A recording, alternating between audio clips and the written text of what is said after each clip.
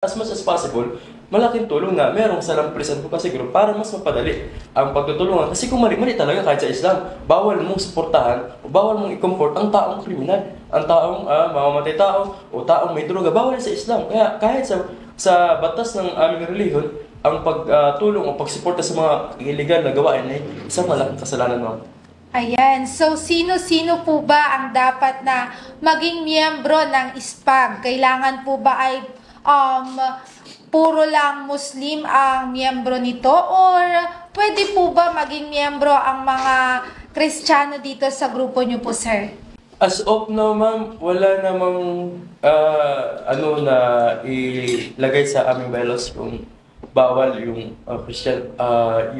Kung babasahin mo yung ating mga rules and regulations is open siya kahit sa non-Muslim po. Pero gusto po sana namin na maintindihan, ma'am, ng ating mga kabayan at lalo ng ating pamunuan ng ating kapulisan na hanggat maaari, ma'am, sana po is Muslim lang yung makaka-join sa Salam Police Advocacy Group. Kasi, ma'am, bakit? Sa amin po, ma'am, sa amin mismo, ang aming tinatanggap lang na dapat maging part ng Salam Police Advocacy Group, number 1, may takot sa Diyos. Yes. So, condition yun. Ma'am, actually, sir, at sa ating mga kababayan, may mga nag-a-apply din po sa amin na gusto mag-join as Salam Police Advocacy Group, pero hindi naman siya active sa simbahan. Hindi nagpe-pray ng 5 times a day, hindi po namin tinatanggap. So, kahit po sa among Muslims na gusto mag-join, pag nakikita po namin na hindi siya nagpe-pray ng 5 times a day, tapos walang takot sa Diyos. Pag sinabi kasi may takot sa Diyos, makikita mo na on the spot, hindi siya yung palaging involved sa mga illegal. Kasi, ma'am, kahit po Muslim, pag na-involved sa illegal o masamang gawain, hindi po namin tatanggapin yun, ma'am. So, saka katulad po na pag-usapan namin ni Ustad Kamar, yung national spokesperson, sabi niya, isa sa mga ating dapat na tingnan is dapat nagpipray ng 5 times a day. So, yan po sa aming mga Muslim. Pero, ma'am, tulad na sinabi ko kanina, kung merong mag-join na non-Muslim, open po yung ISPAG. Open po. Ayan, so even non-Muslim ay pwede pong sumali pala sa ating ISPAG. So, balik naman po tayo ngayon kay ma'am. So, sa inyo pong data, ma'am, ilang Muslim community na po ba ang nakatala dito sa PRO Calabarzon po, ma'am? Yes, ma'am. Base po sa aming talaan, as of July 2024, meron na po tayong 66 Muslim community sa buong Calabarzon. Lahat po ba ng mga Muslim community ay may mga naka-establish na po bang ISPAG o Salam Police Advocacy Group in compliance po sa LO 10-04 po ng PNP po, ma'am?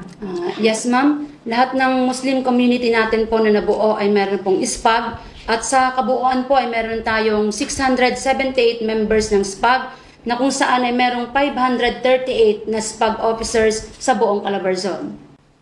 So, halos po lahat ng PROs o provincial, city, municipal level, police office natin, ma'am, ay may mga Salam Police na tayo na maging sa mga counterpart natin sa AFP, may salam din po sila. Ano ba talaga ang pinaka-main duty o trabaho po ng isang Salam Police para sa ating komunidad po, ma'am?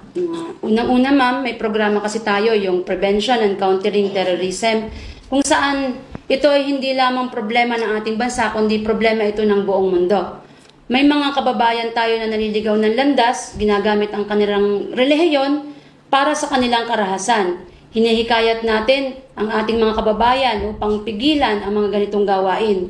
Okay lang naman na maging radikal ang pag-iisip, wag lang gagamitin ang relihiyon sa karahasan. Okay, so ayan, balik naman po tayo kay Sir Omar. So, base po sa LOI 10-04 po ng Chief na si General Aglipay Panoon regarding po sa establishment ng Salam Police Unit. Lahat po ng Police Regional Office down to provincial, city, and municipal level ng bawat Muslim community ay dapat daw po ay may pulis na siyang nagsisilbing direktang nakikipag-ugnay sa mga leaders ng mga Muslim community upang malaman ang kalagayan at lutasin ang mga hinaing laban sa diskriminasyon at harassment laban sa mga Muslim po natin, sir. At syempre, isa sa trabaho nila ay hikayatin ang mga kapatid nating Muslim na makipagtulungan sa mga otoridad laban sa paglaban natin sa terorismo, kriminalidad at mga illegal na droga po, sir. And the same time,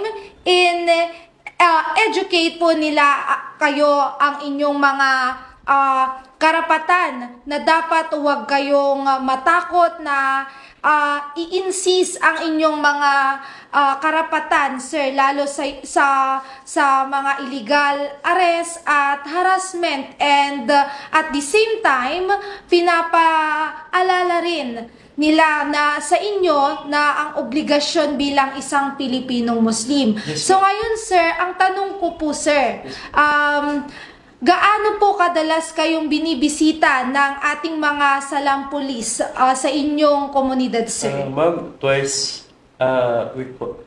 Twice a week. So, ano po ba ang madalas na issues ng mga Muslim community po natin, sir? Madalas is yung halimbawa, ma'am, yung mga kabataan natin na nag-aaral, minsan is binubully doon sa school.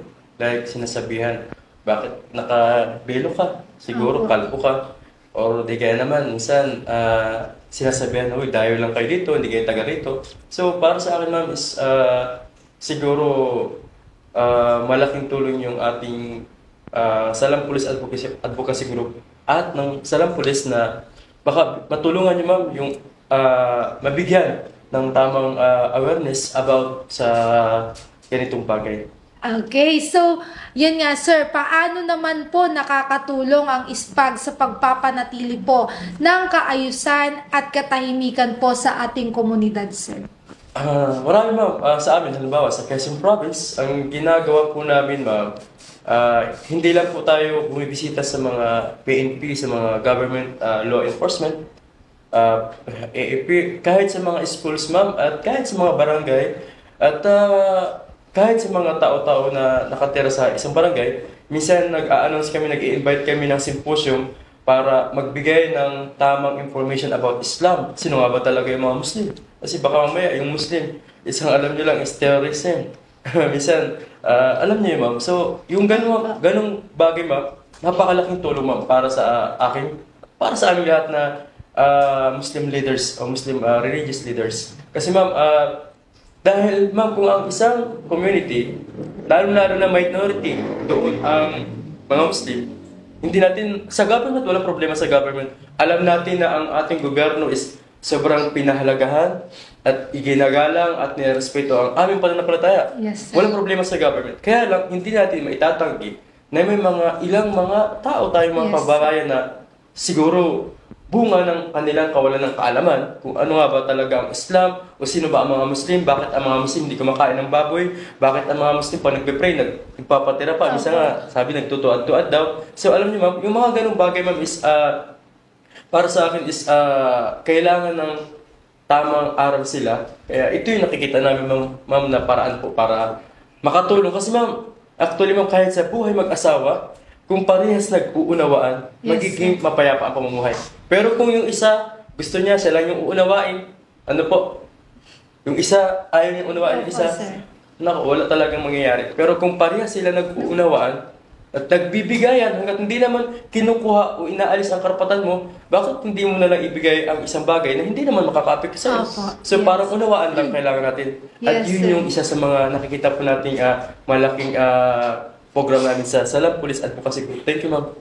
Okay. Okay po, sir. So, bukod po sa inyong advocacy po na nabanggit po, sir. So, ano naman po, or nagkakaroon po ba kayo ng mga outreach program or mga activity po sa